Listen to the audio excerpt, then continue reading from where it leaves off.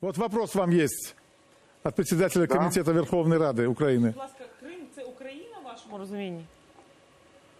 Крым для вас Украина? Крым — это Украина. Если бы мне было небезопасно посетить, я бы просил разрешения. Крым — это Украина.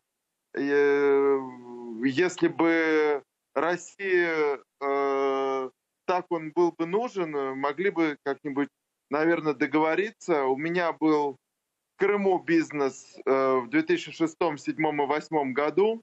Я никак не чувствовал себя ущемленным в правах. Обычное коррупционное болото.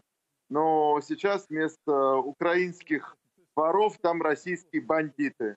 Крым — это Украина. Я не признаю этого захвата, никогда его не признавал. И, в общем, считаю, что это большая проблема для нашего будущего. И решать это придется достаточно каким-то очень сложным и непростым путем. Потому что никто отдавать не собирается назад.